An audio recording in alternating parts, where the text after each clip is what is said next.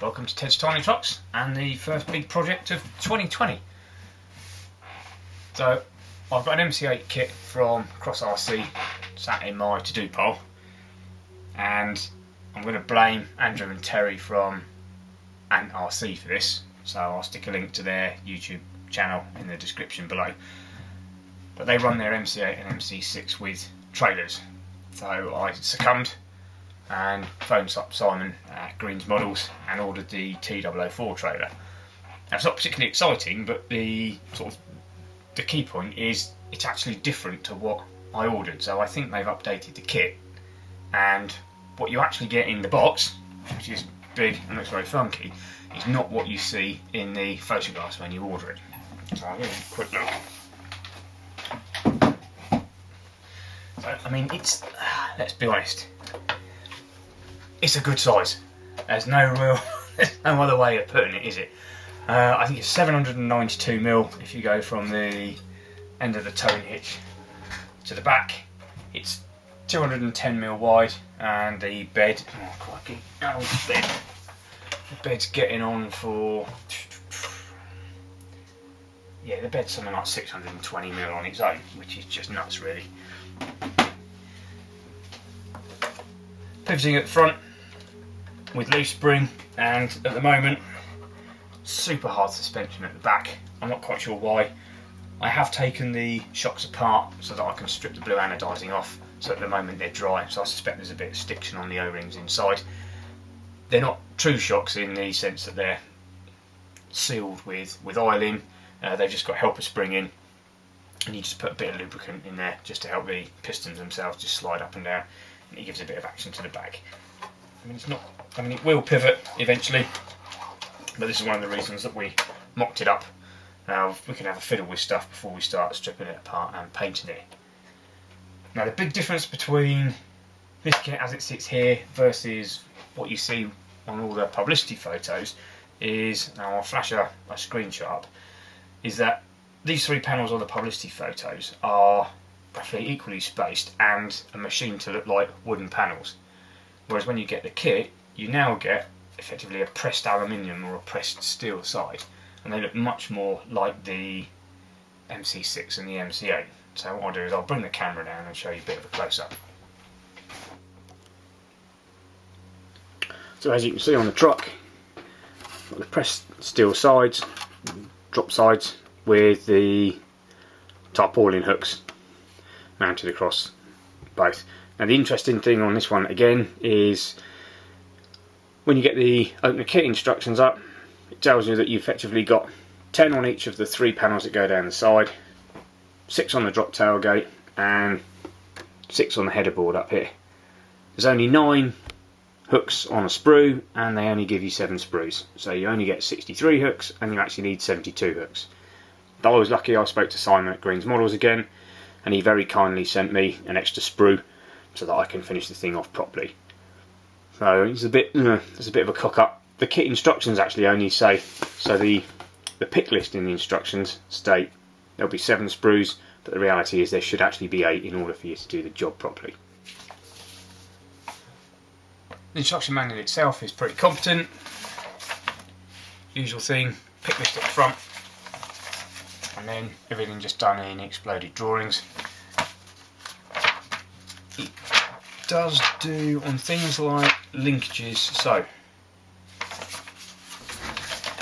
I'll take something like this part here. What you find is that the bolts are actually drawn full size, which is great for measuring against, but the linkages are not drawn full size, so they're no good for measuring against. Kind of strikes me that you might as well do all of it or none of it really. It's a halfway house job. I would recommend just a simple pair of digital calipers. It makes life a lot easier for measuring links, particularly between ball ends. And actually, if you can afford the extra £9 on eBay, get yourself a pair of shot pliers. These things are bleeding awesome.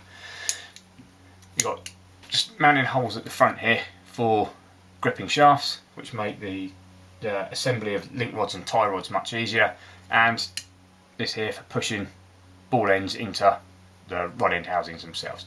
Fantastic. well worth it. You'll use it about 40 times when you're building this, and if you've got an MC8 or MC6 or any, well, to be honest, any other kit, they'll be a godsend. Money wise, they're well worth it.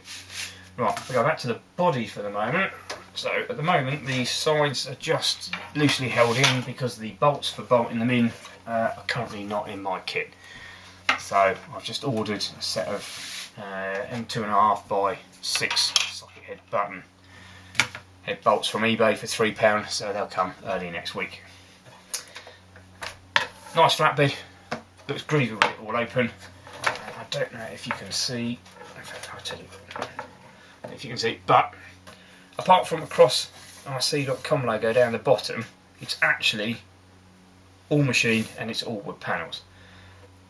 If you look at the original photos and documentation that comes with the T004 trailer, you'll actually see that it's got the great big Cross RC logo machine into this.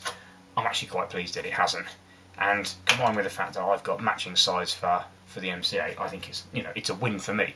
However, if you were doing another military truck, a Ural or something like that, where actually the wood panels would have been better on the truck sides, it may change your opinion on what you want to buy, what you want to get there.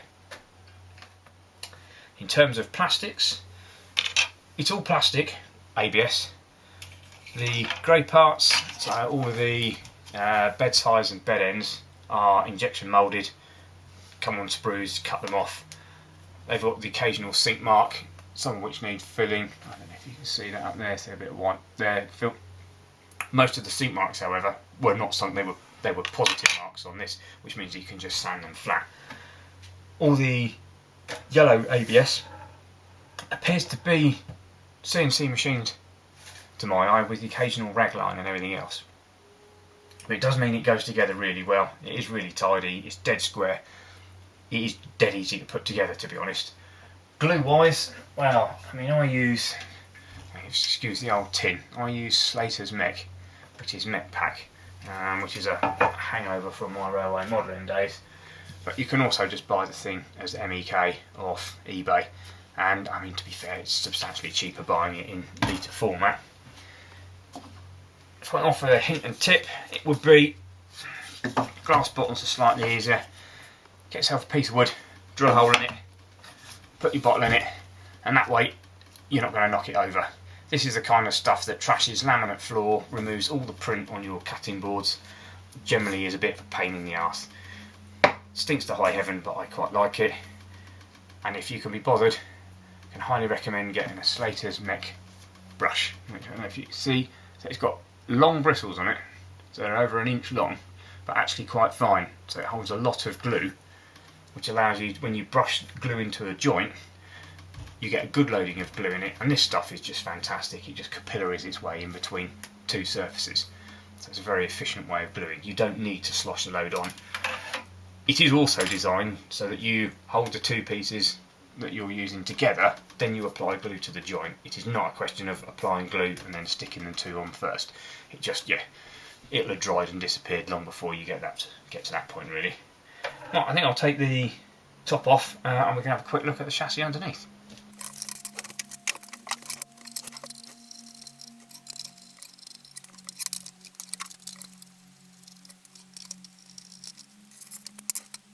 The chassis itself is two aluminium U-channels,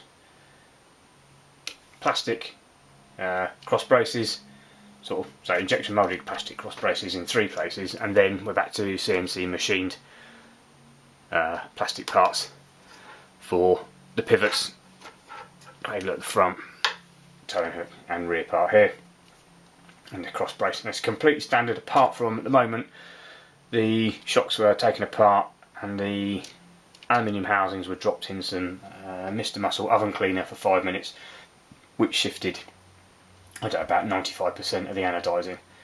So I'm going to paint these black so they'll get a quick shot of etch primer and then a shot of black. And the Cross logo that was on the back here is actually, I just scraped off with a fingernail, so I've got no blue paint. The idea is to paint all the plastic parts black, put it back together, and then I'll just shoot it with a couple of browns and what have you, just to tone it down, give it a slight weathering mix. I'll do the same on the wheel centres as well. That's all I'm going to do chassis wise. So yeah, as I said, leaf springs all the way around. There's actually no diffs in these. The axles are all the same, and it's just 2 bearings, one in the centre, one at each end for each axle half. Axles in there, so they spin dead freely. No problems with diffs or anything else. I did take them apart to have a quick look. There's nothing you can do, just screw them all back together again. To be honest, assuming they fit properly. I mean, there's a little bit of play, a bit more than I'd like, but I'm sure they'll work all right in the field. I mean, it's not going to be doing much, is it? It's just going to get towed along. Hopefully, look cool, and have a variety of bits and pieces in the back. Okay, if we have a quick look at the underside of the bed now. So although all these parts are CNC machined, they're not actually all the right length.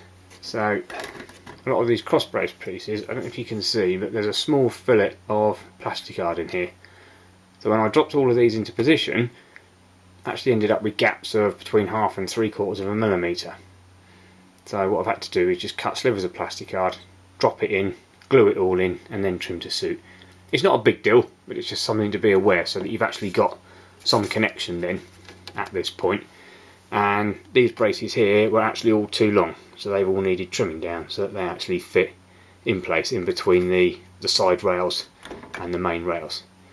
In fact, these pockets here actually go over the bolt heads on the chassis. So that was the question I got when I was looking at it, is what are they there for?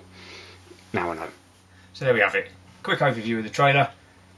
It wasn't quite what I ordered, but I'm happy with the outcome. It suits me. I think it should match my MC8 absolutely bob on, particularly with the size and everything else. Yeah, I can't argue with it. Shame about the lack of hooks in the kit as provided and the missing screws. Bit of a first world problem though. Simon was great at sorting the hooks out, and I'm sure actually if I could probably ask him for the screws, but for the sake of £3 on eBay, they should be here Monday, Tuesday, by which time this thing will be blown apart and various bits going in the paint shop. While I try and choose the colour, in my head I've still got dark blue as a plan, but I'm not sure how it's going to look in terms of filming. So I'm a bit torn. I don't really know which way to go. I think I'm just going to have to go with what I would want to build, and then we'll deal with the filming problems if there are any as a consequence. Should have mentioned there is a light kit, but I haven't fitted it because, well, basically you'd have to take it all out again just to paint it. I'm not going to run the wires, but it does come with clips to clip into the chassis so that it runs all the way down to the front end, which is good. So yeah, 85% happy with the kit, I would say. Definitely better than some I've had. Not quite perfect, pretty good, easy to rectify. We'll start priming everything up tomorrow, once I've blown it apart tonight, and we'll see how it progresses over the next week or so. Okay, thank you very much for watching.